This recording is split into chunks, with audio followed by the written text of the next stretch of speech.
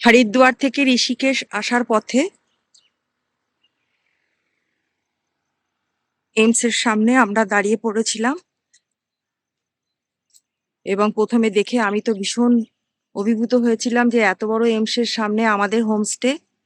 আমরা এইমস সম্বন্ধে সবাই জানি, কিন্তু আমাদের ওয়েস্ট বেঙ্গলেও কল্যাণীতে এইমস এর উদ্ঘাটন হয়েছে। এখানে ফটো তোলা নিষেধ আছে, তবু আমি একটু তুলে নিচ্ছি।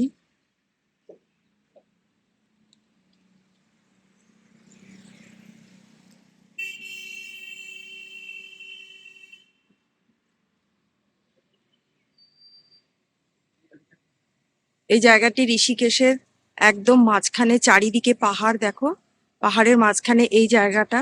এখন আমরা এদিক থেকে চলে যাব, এদিকে ভ্যান যাচ্ছে, সেই রাস্তা ধরে চলে যাব আমি আমার হোমস্টের দিকে। নমস্কার বন্ধুরা, শুভলক্ষ্মী সেকেন্ড ইনিংসে তোমাদের সকলকে জানাই আমার আন্তরিক প্রীতি ও শুভেচ্ছা। অনেক দিন পর তোমাদের সাথে দেখা করতে এলাম ফেসবুকে। তোমরা সবাই কেমন আছো? আমি তো ভীষণ ভালো আছি, তার জ্বলন্ত প্রমাণ দেবে আমার এই ব্লগটি। আমি এখন ঋষিকেশে আছি আমার ছোট ছেলের সাথে, বিশেষ এক কারণে। তাহলে চলো ব্লগটি কন্টিনিউ করা যাক। এই সেই গঙ্গোত্রী থেকে উৎস গঙ্গা, কিন্তু গঙ্গাকে দেখে মনে হচ্ছে যেন অন্তঃসলীলা। কেন? কারণ গঙ্গা থেকে ব্যারেজ তৈরি করে এখানে ক্যানেল তৈরি করা হয়েছে। চারিদিকে পাহাড়, এখানে শুধু দেখতে পাবে পাহাড়, ঘন জঙ্গল আর যোগাশ্রম। কারণ এই ঋষিকেশকে দেবভূমি বলা হয়েছে, আর বিভিন্ন দেবদেবীর মন্দির, পাহাড়ের উঁচু উঁচুতে বিভিন্ন দেবদেবীর মন্দির তোমাদের সবটাই দেখাবো। এই গঙ্গার পক্ষে দেখো, একদিকে বাঁধ তৈরি করে ক্যানেল তৈরি করা হয়েছে। এই ক্যানেল চলে যাচ্ছে বিভিন্ন শহর, বিভিন্ন গ্রামের ওপর দিয়ে চাষাবাদের জন্য, আর এদিকে মা গঙ্গার খনন কার্য চলছে। ওই ক্যানেল চলে গেছে এবার এই পুরো রাস্তা ধরে। গঙ্গার জল একদম সবুজ, ওপরে জঙ্গল এবং পেছনে পাহাড়।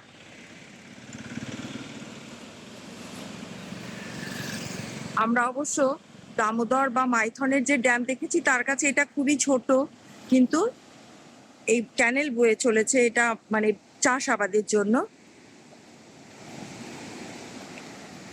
আর এখানে একটা এই সাইনবোর্ডে লেখা আছে সীমা সমাপ্ত গহরি রেঞ্জ, রাজাজি টাইগার রিজার্ভ, আপকে পধারনে কা ধন্যবাদ।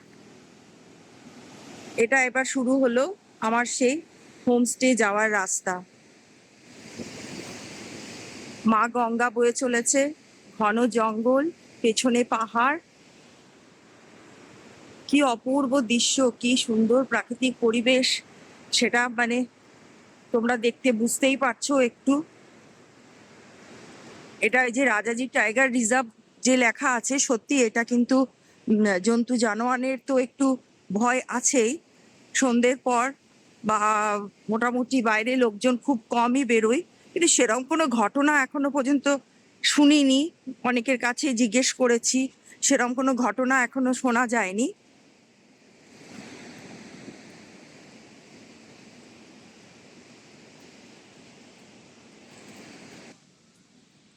এই বাঁদিকে এই জঙ্গল, এই জঙ্গলের গা ঘেঁষে এবং এই যে রাস্তা, আর এই রাস্তার এই পাশে ক্যানেল বয়ে চলেছে।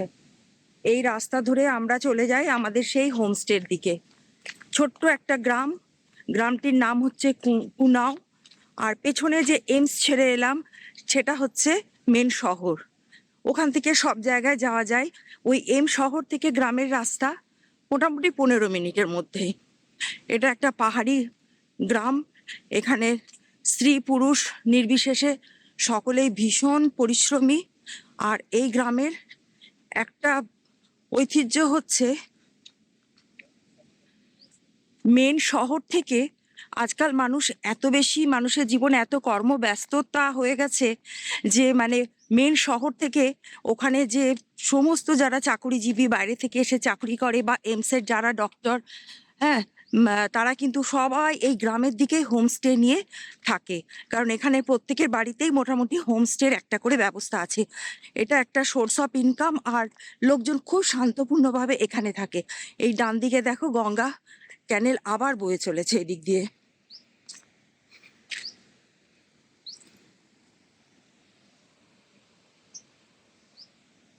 এই ক্যানেল এখন গ্রামের মাঝে মাঝে বিভিন্ন জায়গার ওপর দিয়ে বয়ে চলেছে। সকালের ওয়াকিং, বিকালের ওয়াকিং, যোগা, ভীষণই খুব একটা মানে ভালো জায়গা। সূর্যের আলো ধীরে ধীরে পুরো গ্রামের মধ্যে ছড়িয়ে পড়ছে। কি অপূর্ব দৃশ্য, কি যে ভালো লাগছে সে আর বলে বোঝানো যায় না।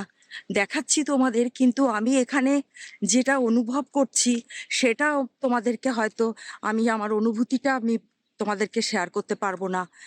ভীষণ ভীষণ সুন্দর একটা জায়গায় এসে আছি। গত বছর ব্যাঙ্গালোরে গরমটায় ছিলাম, সেটাও যেমন একটা পাওয়া ছিল।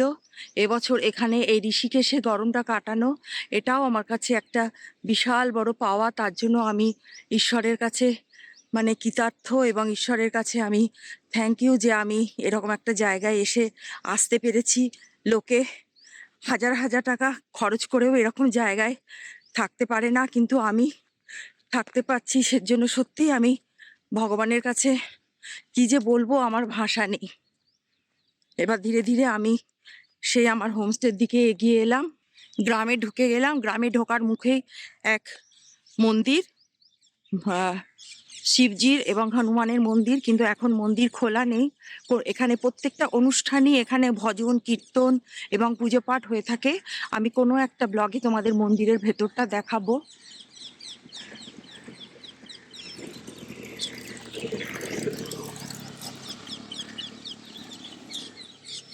পাখির আওয়াজ,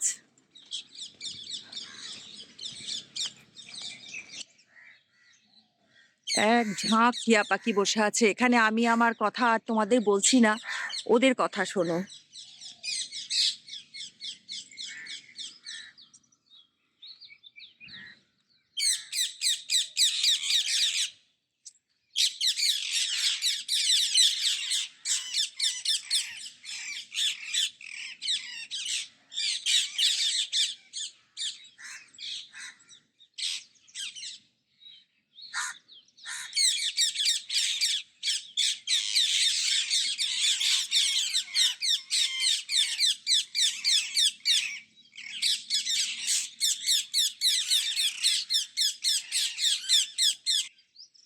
আমি আমার হোমস্টের দিকে এগিয়ে চলেছি। সূর্য একদম ঝলমলে রোদ নিয়ে উঠে পড়েছে।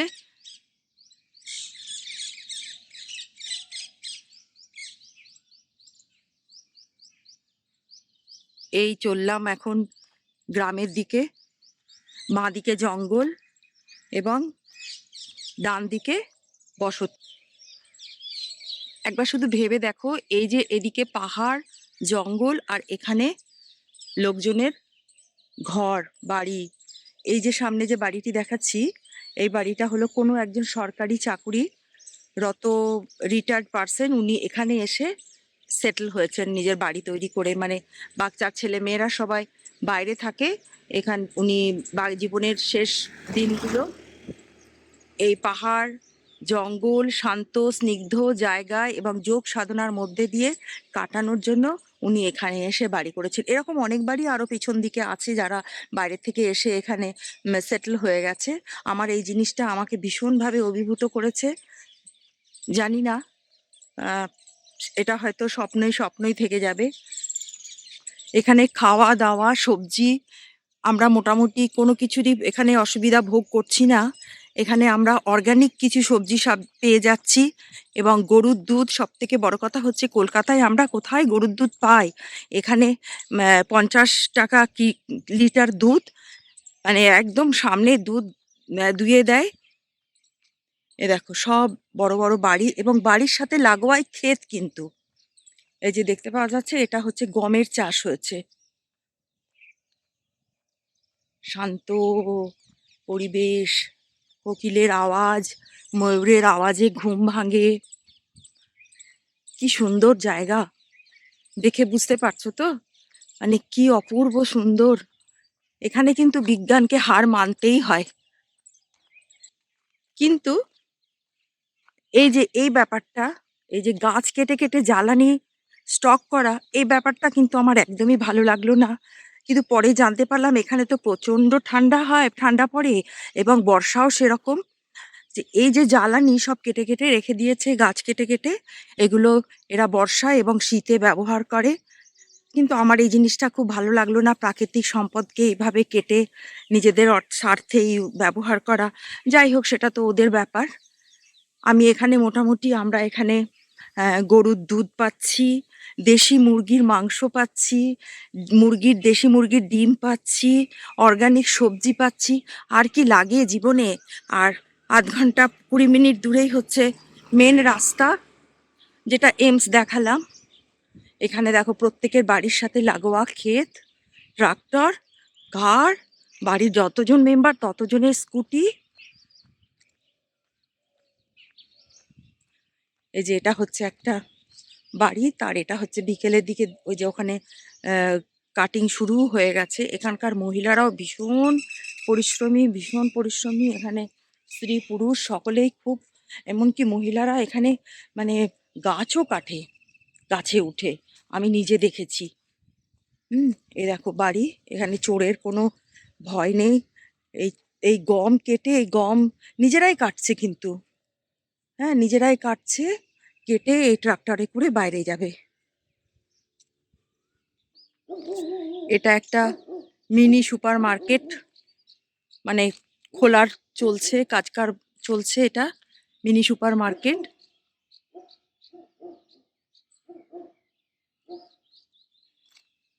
বাইরে থেকে লোকজন এখানে এসে সবাই ভাড়া নিয়ে থাকে, কারণ এটা তো দেবভূমি। এখান থেকে কেদারনাথ, বদ্রীনাথ, গঙ্গোত্রী, যমুনোত্রী সবই তো এখান থেকে যাওয়া যায়।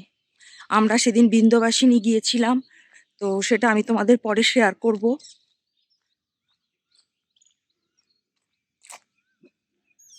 অবশেষে সে গ্রামের সেই প্রাথমিক ছোট্ট স্কুলের সামনে এসে দাঁড়ালাম। পেছনে পাহাড়, নীলকণ্ঠ পাহাড়, স্কুল, রাজকীয় প্রাথমিক বিদ্যালয়, কুনাও গ্রাম এটা। কিন্তু বড় বড় স্কুল, ইংলিশ মিডিয়াম, কলেজ সব কিছু ওই পেছনে যে ফেলে এলাম। এইমস মানে এখান থেকে ১৫-২০ মিনিট দূরে। এখানে বিকালে ভালো রকম খেলাধুলা হয়, ছেলেরা এখানে ভীষণভাবে খেলাধুলা করে।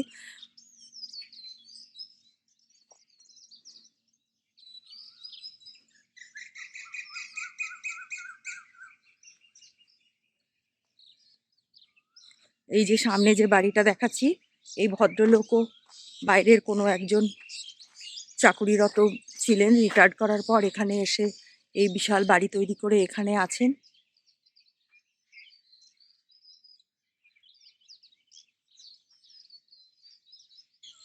এই হচ্ছে এই গ্রামের যোগাশ্রম। আমি এই যোগাশ্রমে আসি, কিন্তু আমি আজকে আসিনি। কিন্তু দুঃখের বিষয়, এই মানে ধ্যান মন্দিরের কোনো ভিডিও আমি তোমাদের শেয়ার করতে পারবো না, পুরোপুরি রেস্ট্রিকশন একদম। কিন্তু আমি যতটুকুনি পারবো তোমাদেরকে বোঝানোর চেষ্টা করব যে আমি এখানে কি ধরনের মানে যোগা হয়। ওই যে মেডিটেশনের আওয়াজ শুনতে পাচ্ছ,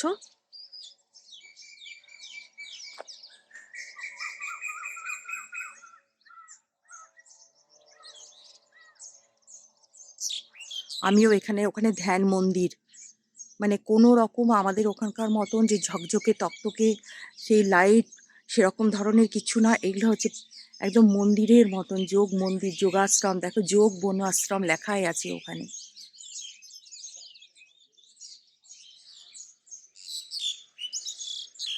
আর এই হচ্ছে সামনের দৃশ্য। আজ তাহলে এইটুকুই থাক। প্রচুর প্রচুর দেখানোর আছে, কিন্তু আমি একটা ব্লগেই তো পুরোটা দেখিয়ে শেষ করতে পারবো না। আমি ছোট্ট ছোট্ট করে তোমাদের দেখাবো। আর কলকাতা থেকে ঋষিকেশে আমার যে জার্নি, সেই জার্নির এটাই ছিল আমার প্রথম পর্ব, যদিও অনেকটা দেরি হয়ে গেছে। তো যাই হোক, আমি তাহলে আজ এখানেই এটা শেষ করছি। তোমরা সবাই ভালো থেকো, আর যদি আমার ভিডিওটা ভালো লাগে তাহলে একটু লাইক আর শেয়ার করো। আবার দেখা হবে পরের অন্য একটা ব্লগে। গীতার বাণী দিয়ে শেষ করতে চাইছি, ঈশ্বর যা করেন মঙ্গলের জন্যই করেন। নমস্কার।